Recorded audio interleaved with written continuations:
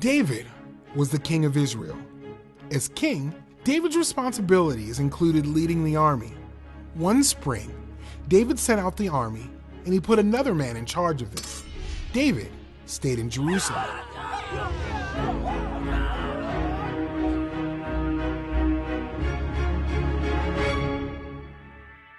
One evening, David looked out from the roof of his palace and saw a beautiful woman named Bathsheba.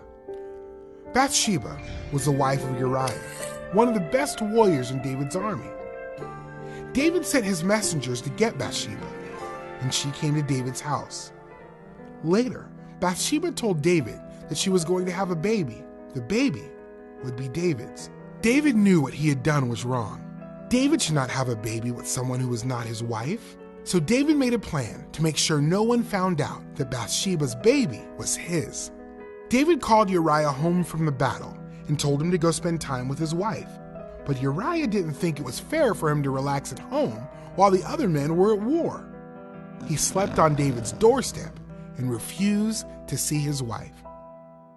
David's plan was not working, so he made up another plan. This time, he instructed Joab, who was leading the army, to send Uriah into the hardest part of the battle so he would be killed. So Joab sent Uriah to the most dangerous part of the battle, and Uriah was killed. David took Bathsheba into his house to be his wife, and she had a baby boy. God knew what David had done, and he was not happy with David. God sent Nathan the prophet to talk to David. Nathan told David a story about a rich man who had many animals. Whenever a traveler came, the rich man did not offer his own animal. Instead, he took a poor man's lamb, the only lamb he had, and gave it to the traveler to eat.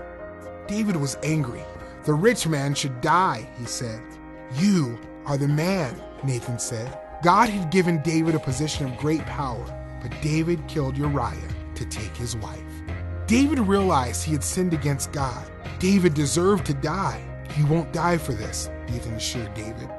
But God will punish you. Your son will die instead. David confessed his sin and prayed, God, create a clean heart for me. David realized he could try to please God with sacrifices, but that wouldn't be enough to pay for his sin. God wanted David's heart to change so that he would not want to sin again.